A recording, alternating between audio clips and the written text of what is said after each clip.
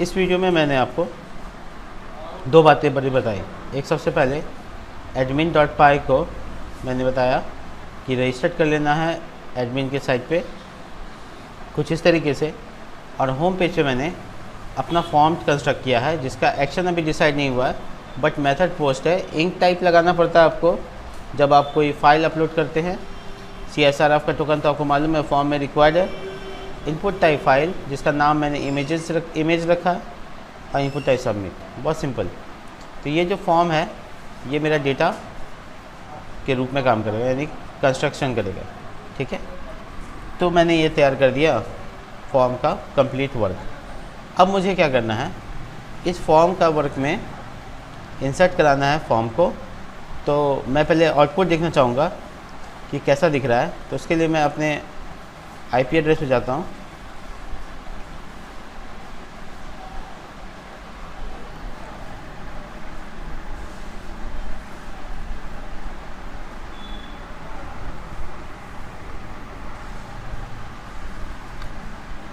Sorry, run server नहीं हो रहा है, आई थिंक। अच्छा, अभी तक हुआ नहीं था, अब ठीक है। रिफ्रेश, देखिए ये एक फॉर्म आ गया यहाँ पे, चूज़ फाइल और सबमिट बटन। तो ये अपलोड करने की जगह आ गई। अब मेरा बारी है लोकल होस्ट एडमिन पैनल खोलने का। तो आपको मालूम है एडमिन पैनल खोलने के लिए क्रिएट सुपर यूज़र करना पड़ता है यहाँ पे। तो आपको कमांड में जाना है, बस किल कर लेंगे अपने सर्वर को और लिखेंगे python manage.py create super user all together. और ठीक उसके बाद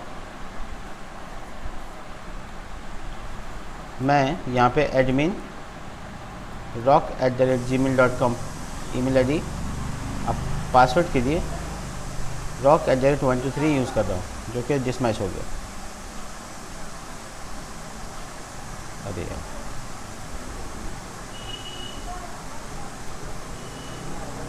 इस बार ठीक है। वापस से रन सर्वर करेंगे और उसी यूज़र ID पासवर्ड का इस्तेमाल करके लॉगिन करेंगे।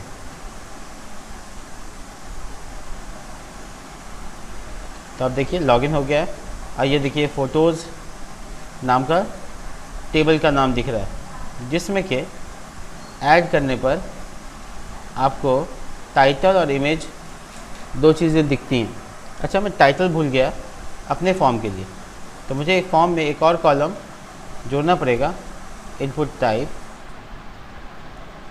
टेक्स्ट और नेम रखूँगा टाइटल ऑफ कोर्स। ये देखिए, तो मैंने टाइटल के लिए बना लिया। मेरा आउटपुट देखें यहाँ पे है, और ये देखिए यहाँ पे मैं टाइटल डालूँगा, यहाँ चूज़ करूँगा फाइल को और सबमिट करूँगा। तो मैं यहाँ लिख देता हूँ एक प्लेस होल्डर की मदद में, और लिख पाऊँगा कैप्शन ऑफ, या फिर कैप्शन हो गया, दैट्स इट। देखिए, ठीक है। तो मैं इमेज तो यहाँ से भी अपलोड कर सकता हूँ, बट अपलोड दो स्टेप में पहले सेटिंग करना पड़ेगा आपको। तो स्टेप्स क्या है, अब ध्यान से सुनिए। अब काम की बात, आपको जब भी अपने Django में इमेज अपलोड कराना है तो आपको सेटिंग में कुछ बदलाव करने होंगे। सबसे लास्ट में चले जाते हैं। आप यहाँ पे दो वेरिएबल बनाइए।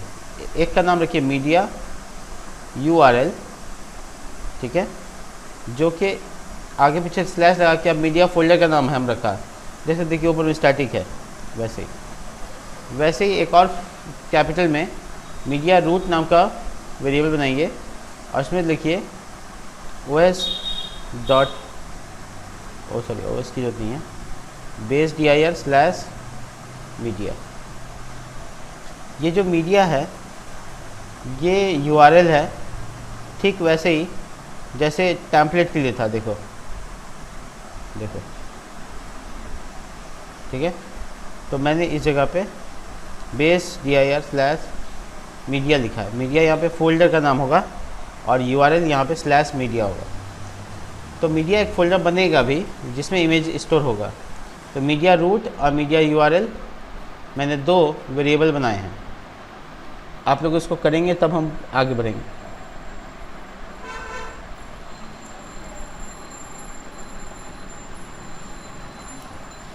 एक मैं कॉल ले लेता हूँ, तब तक आप लोग कीजिए।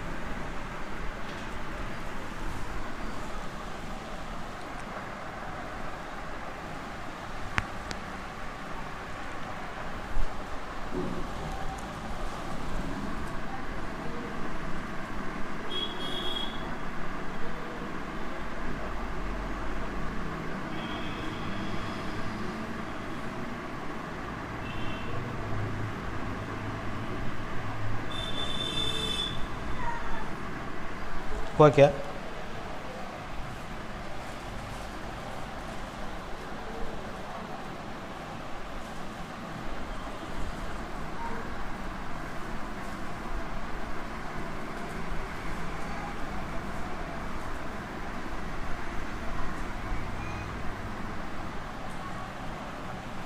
ठीक, बाकी लोग?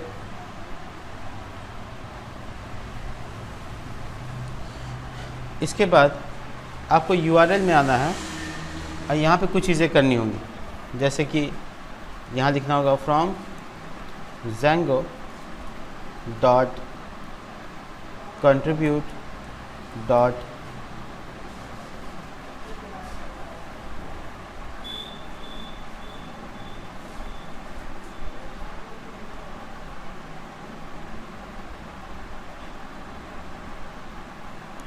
कंट्रीब्यूट नहीं, config हाँ, डॉट URL import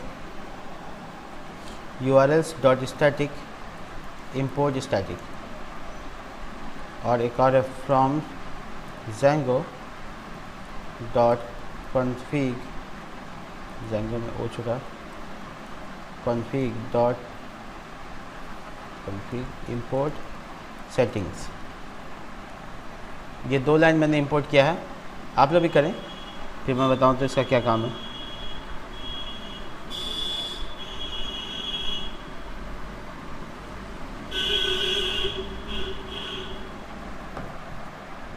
अब आपको क्या करना है, यहाँ पर एक लाइन और होना चाहिए था इसमें, अच्छा ये रहा।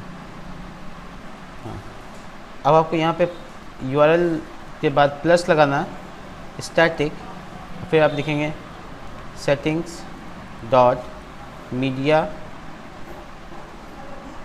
URL comma document root is equal to settings dot media root, ऐसे। तो मीडिया URL और मीडिया रूट।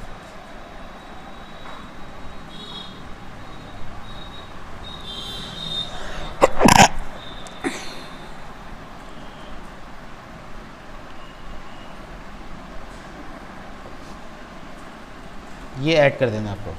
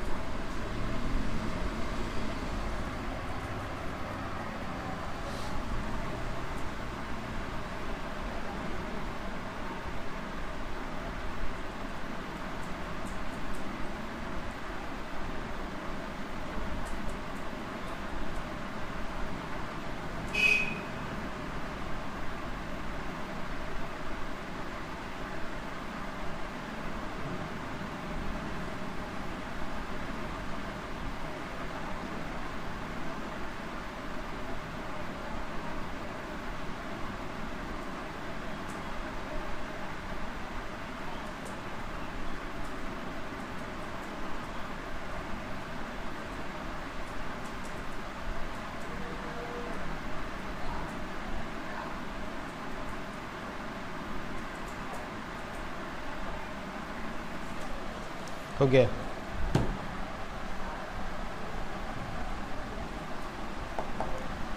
तो मैंने ये स्टैटिक जोड़ दिया यहाँ पे। अब बारी है फॉर्म को व्यू में एक्सेप्ट करने की। तो व्यू डॉट पाई यहाँ पर होम पेज है। ऑफ कोर्स मैं इसमें भी कर सकता हूँ। इसमें के लिए करने के लिए आपको लिखना होगा if request dot method double equal post. अगर ऐसा होता है तो आपको कहाँ स्टोर करना है? तो आपको स्टोर करना है अपने मॉडल में। तो आपको लेना होगा upload image dot model import all, या फिर आप फ़ोटोज़ भी लिख सकते हैं। अब यहाँ आना है। ऊपर में मैं एक काम करता हूँ, तो लिखूँगा p is equal to photos, ऐसे, ठीक है। अच्छा, मैं p डॉट टाइटल डालूँगा request dot post dot get. अब मैं यहाँ टाइटल लिखूँगा जो कि इनपुट टाइप का नाम है। p डॉट इमेज जो कि मेरा मॉडल में मैं दिखाता हूँ आपको। ये जो नाम है इमेज, ये टाइटल, ये एक्सेस कर रहा हूँ मैं यहाँ पे request dot files dot gate, और यहाँ पर इमेज ये इनपुट टाइप का नाम है जो कि HTML में है यहाँ पे, ठीक है। उसके बाद सेव करूँगा p डॉट सेव, उसका रिटर्न रीडायरेक्ट। अब रीडायरेक्ट ऊपर में इंपोर्ट करना होगा रेंडर कॉमा रीडायरेक्ट, और उसके बाद यहाँ पर मैं लिखूँगा होम, यानी इसी पेज को रिफ़्रेश कर दो। और बाहर से अभी मैं कुछ फ़िलहाल नहीं करने वाला। तो ये हो गया मेरा व्यू। अब ट्राई किया जाए इसको कैसे काम कर रहा है।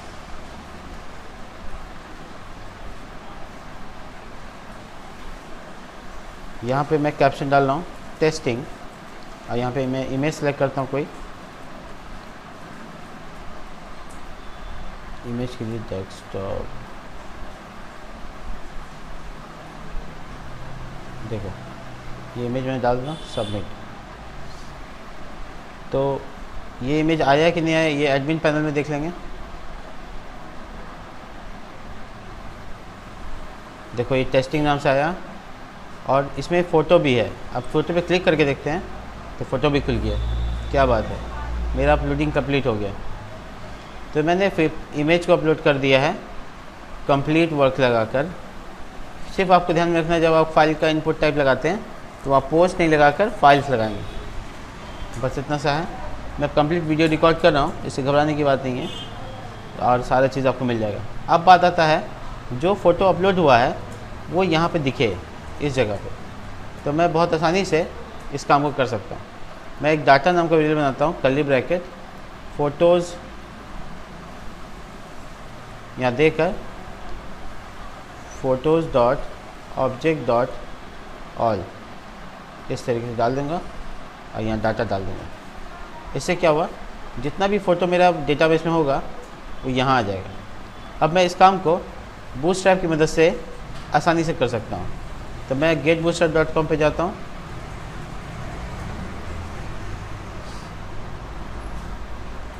यहाँ पर CSS पे कॉपी करता हूँ और यहाँ पे पेस्ट कर लेता हूँ। अब मेरा जो कंप्लीट मैं कर सकता हूँ अब वो ये है, देखिए कंटेनर,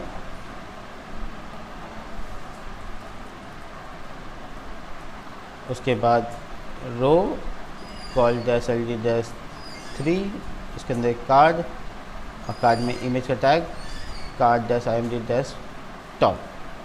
ठीक है, मैं कार्ड को लूप में डाल देता हूँ, फोर लूप, जो कि बनेगा इस तरीके से फोर। अब मैं यहाँ लिखूँगा कोई भी नाम P in फोटोज़।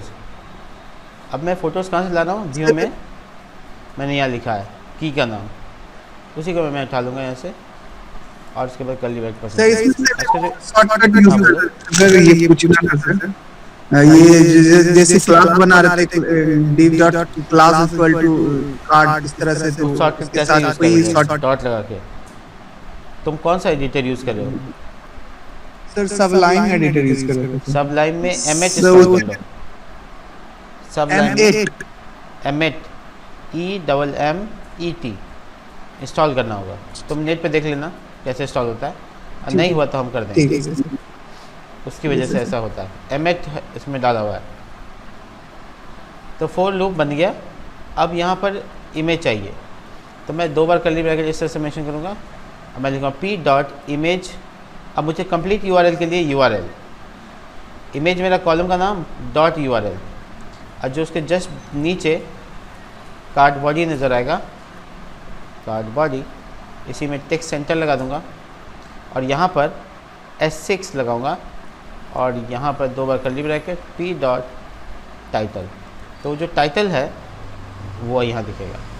आउटपुट देखो क्या हो सकता है, देखो आ गया मेरा इमेज। ठीक है, अब मैं थोड़ा सा अंतर करता हूँ, डिज़ाइन करता हूँ, मार्जिन बॉटम टॉप 5 और कंटेनर रहने देता हूँ। ठीक है, देखो मैं नीचे कर दिया। अब मैं ऊपर वाला जो फॉर्म है मेरा उसको भी डिज़ाइन दे देता हूँ। उसके डिज़ाइन के लिए मैं काम करता हूँ कि कंटेनर होगा एक, उसके जस्ट बाद एक रो होगा, उसके बाद कॉल डैश LD डैश 4 होगा, उसके अंदर में कार्ड होगा, कार्ड के अंदर कार्ड बॉडी होगी। ठीक है, और ये पूरा फॉर्म जो है कार्ड बॉडी में होगा। तो कट करके हम यहाँ पेस्ट कर देते हैं। ये सारा काम हम कर रहे हैं। और उसके बाद यहाँ पर टाइटल होगा, ऑफ कोर्स टाइटल में क्लास होगा लगा हुआ, फॉर्म कंट्रोल इस तरह से, और इनपुट टाइप इमेज में भी होगा क्लास फॉर्म कंट्रोल। ठीक है, और हर एक इनपुट एक फॉर्म ग्रुप में होगा, जो कि बूटस्ट्रैप में ऐसा कहा जाता है कि रखें आप ग्रुप में। मैं वही चीज़ को अपना रख के डाल रहा हूँ। इसी तरीके से फॉर्म डैश ग्रुप। ठीक है, बहुत आसानी से। और जो बटन है उसको भी मैं यही करूँगा, फॉर्म डैश ग्रुप, और उसको इनपुट टाइप सबमिट को मैं उसके बीच में ले आता हूँ। देखिए, इसके बाद class BTN dash success BTN block, हरे रंग का बटन, खूबसूरत सा। देखिए ये फॉर्म आ गया। मैं इसमें टाइटल दे रहा हूँ, ऊपर में H5 का इस्तेमाल करता हूँ। अपलोड योर इमेज, बीच में लाने के लिए MX ऑटो लगाता हूँ। देखिए, ये देखिए ऊपर से थोड़ा मार्जिन चाहिए कंटेनर में मार्जिन बॉटम 3।